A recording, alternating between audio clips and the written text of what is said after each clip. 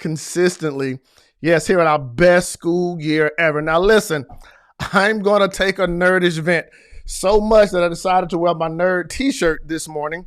But I'm going to talk about how switching, scrolling, swiping, and searching, I believe, is hurting our students, hurting our brain, and some things that we need to do in our daily activity so that we can have our best school year ever, but more importantly, support our health and support our future. Hey man, if you guys would, like always, type in the comments, this will be my best school year ever. Yes, go ahead and type in the comments, this will be my best school year ever. And welcome this morning to the Kantis Simmons Show.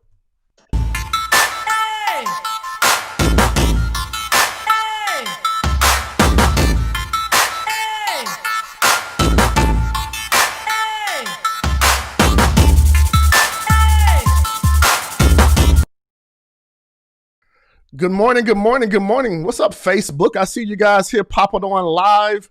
What's going on, YouTube? I see you here popping live. Instagram, I see you here. Listen, do me a favor real quick down below. Like always, every single morning, go ahead and type, this will be my best school year ever. Yes, go ahead and say, this will be my best school year ever. Now, I realize that today, many of our students some students have already started school. Some people are in school. Some people are virtual school. Some people are homeschooled. Some people are online school. And just keep it real, right? Over the last few months, we all have been attached to our smart devices. Yes, our smartphones, our iPads, our computers, our televisions. We've been connected. But I believe that there are some things that we have to do in our daily habits to make some wise choices on how we use our smart devices. So I want to read something that I wrote in my book years ago, and I've been thinking about it a lot the last few days just because of, what virtual school is. This is my book, Play Your A Game, How to Stay Motivated, Remain Focused, and Succeed in School and Life. And this is on page, what's going on, my man, Jason? What's going on, Lakita? This is from the chapter on studying. It's actually on focus, right? How to sharpen your focus. And Peter Drucker, some other great people were talking about focus. And I made a quote here from Tony Schwartz. He's the co-author of The Power of Full Engagement, of course, which I recommend you to read. But one thing I wrote in my book, it says here, the problem in the modern day is that there are a lot of distractions and interruptions and other things competing for our attention. So we lose focus. And the great tragedy is not that we are losing focus, but the greater tragedy is that we are losing the ability to focus. Did you hear what I just said? Right? We are living in an era where there's so many distractions and interruptions and other things competing for our attention. So we lose focus, which is true. But the greater tragedy is that we are losing the ability to focus. Yes, the natural ability to focus. Now, keep it real with me, right? Maybe you have taken the time to, work on a project or work on an assignment or do something around the house. And for some odd reason, just for no reason, you start focusing on something else. I'm seeing that more and more with our young people in class not being able to focus, virtual online, not being able to focus, and we have some challenges. So here's the question I'm raising. Is switching, swiping, scrolling, and searching damaging in our brains and our students? And I'm going to go ahead and say yes, right? Let's talk about switching, for example, right? Let's talk about switching, for example. Have you noticed, right? And so I'm on Instagram at Kantis Simmons. But have you noticed on Instagram and Facebook, right? So this is my phone, my Instagram this morning, and boom, I see a few things here. Now I'm gonna just switch. Now look how I'm not able to focus on one thought because I'm training my brain to jump thoughts. Watch this. Michelle Obama, YouTube challenge, real estate, BMW, TikTok video, writing, finish before talking later, an old car, workouts, fitness, Land Rover, business, right? Motivation, dancing, relationships, health, basketball, football, right? Here's what's happening, right?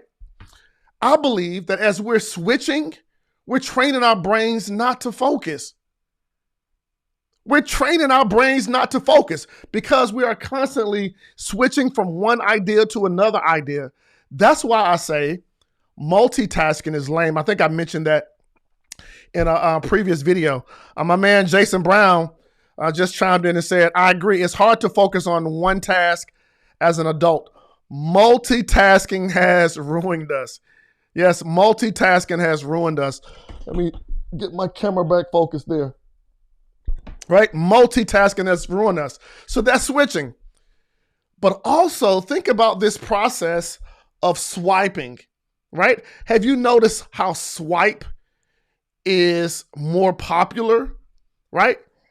Right? So we'll swipe to go to different pages on our apps, right? We'll swipe our card at the store, right? Credit card. We'll swipe when we go to the casinos.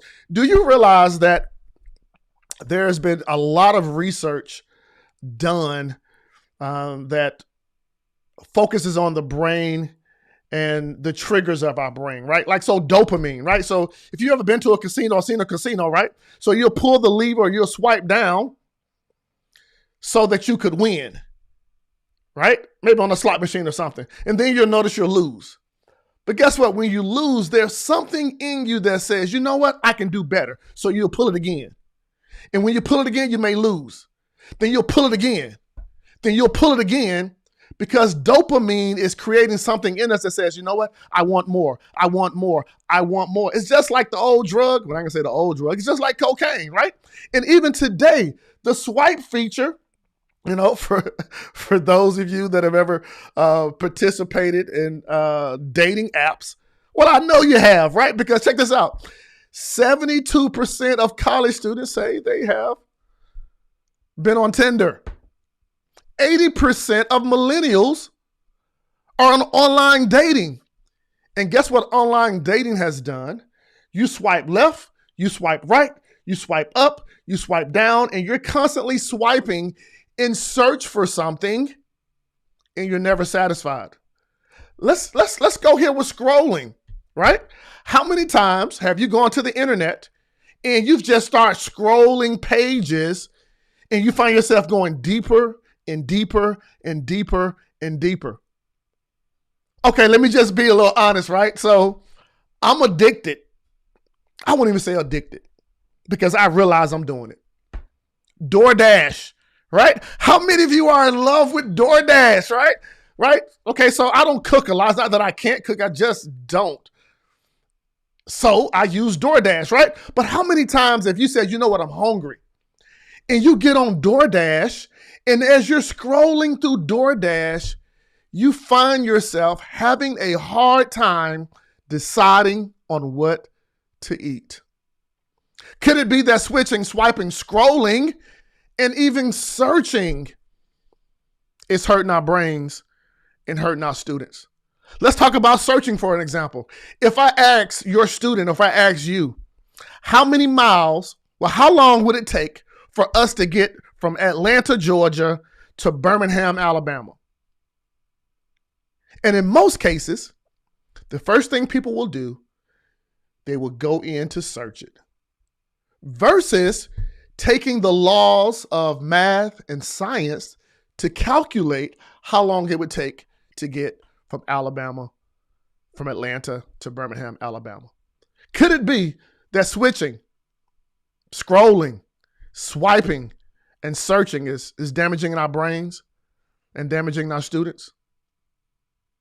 I believe it is. I really believe it is. You know, the other day, just yesterday, I was in celebrating my dad's birthday. And so my mom and my dad, we went to Applebee's, right? They just love Applebee's because you can get that 2 for $20, right? That 2 for $25, right, at Applebee's. Let me make sure my camera is focused. Sorry about that. All right, and so Yesterday we celebrated my dad's birthday, and my mom and my dad were there, and we were at Applebee's so they can get that 2 for $20. And I looked over, there was a couple. There was a young couple, and then there was an older couple. They were sitting in 2 different booths, and both of the couples were on their smart devices, and they were not even taking the time to socialize with each other.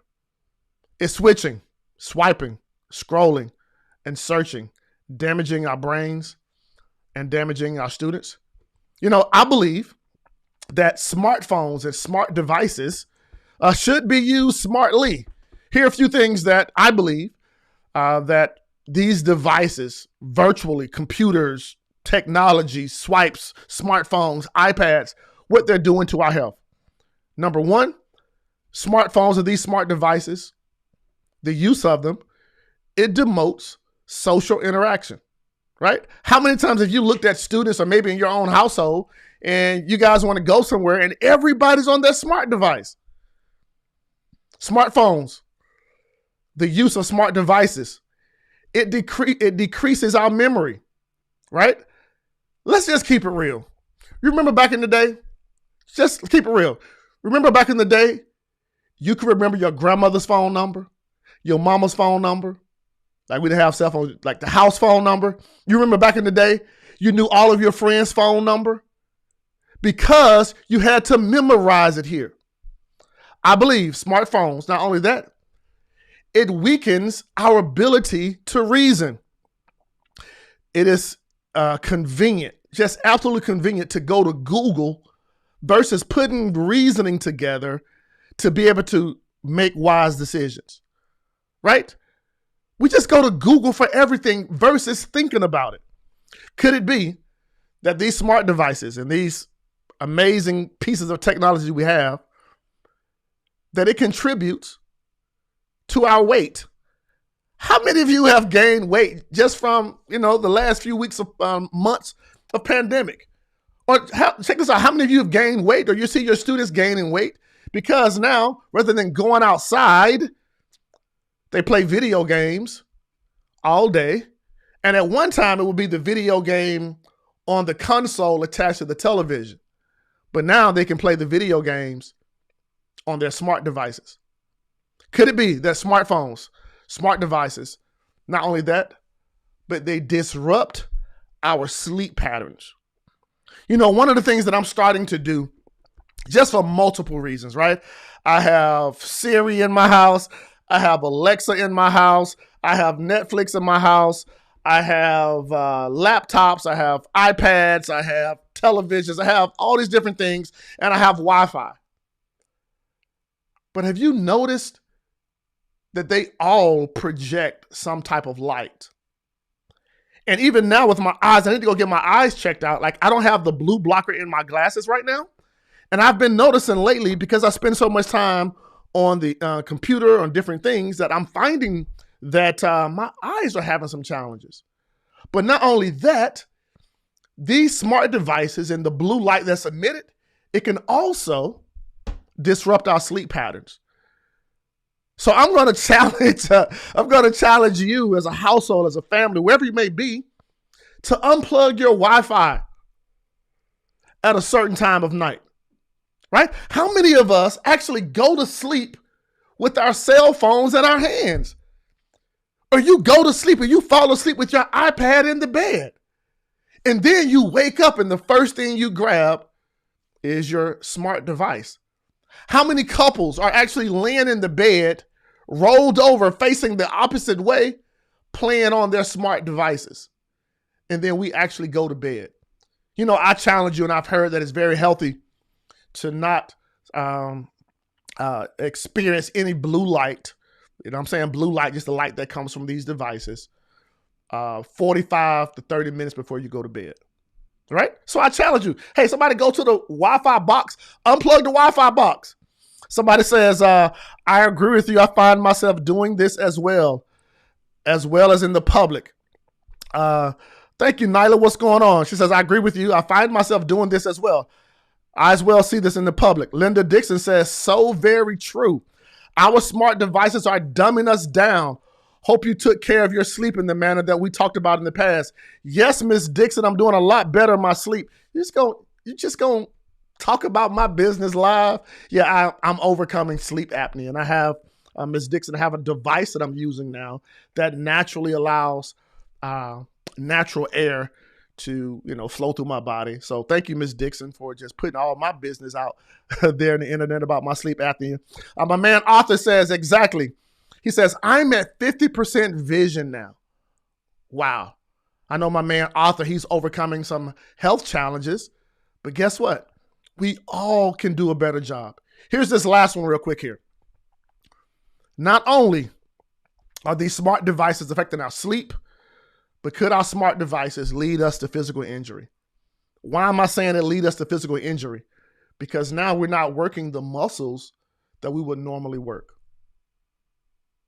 Could it be that swiping, scrolling, switching, and searching is hurting our families, hurting our students, and hurting our brain? I want to say this to you. The reason I know that we have some challenges, and when you hear this number, it's going to have you, really calculate and really think about the things you do on a daily basis. Reports show that you spend about 4 hours touching your smart device. 4 hours a day. College students, millennials, on average, they spend 27.5 hours a week on these devices. Could it be that switching, scrolling, what's the next one? Swiping and searching is damaging our brains and our students?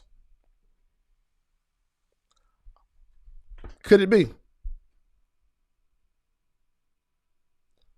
Here's another stat, and I'm going to end with this. You touch your cell phone 2,500 times a day. There touches 2,500 times a day. When I heard that number, I was like, ooh, right? Whether it's a touch here, whether it's a touch here, whether it's a scroll, whether it's a tap, 2,500 times a day. Could it be that switching, swiping, scrolling, searching is damaging our brain and our students? It could be. I believe that it has some impact. But if we're going to make this the best school year we've ever had, I'm going to need each and every one of you to develop some discipline, put some boundaries around your life, right? Set a time at night where we just pull the Wi-Fi, turn the Wi-Fi off. I need you to set a boundary. When it's time to go to bed, put the cell phone in another room. When it's time to do your schoolwork, slide the cell phone under the bed or put the cell phone in a drawer. When you're in virtual class, put the cell phone somewhere else so you can focus intently while you're in the class. As a couple, as a family, have days where you go into the restaurant and you just leave your smart device in the car. If you're having family dinner, if you go on family vacation, put the technology away so that now we can talk and we can communicate. I believe that focus and our brain is like a muscle. We can train our muscles to grow, and if we don't work them, they will diminish. Even though our brain has the capacity to think and to create millions and millions of thoughts, the challenge is we're getting to a place where we're lacking the ability to focus. We're lacking the ability to focus. My man GT is here, says, hey, brother, what's going on, sir? Good morning.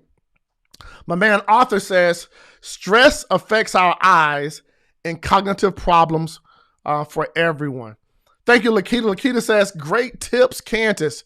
Listen, man, I believe that if we're going to have a best school year ever, it's going to start with how we discipline ourselves, how we put boundaries around switching, swiping, scrolling, and searching. Hey, I'm Kantis Simmons. Remember this, there's only one game in life that counts, and that's your A game. And by the way, if you want access to my book, Play Your A Game, you can get a free copy over at playyouragamebook.com. Yeah, just my way of being able to serve you and serve your household and serve your family.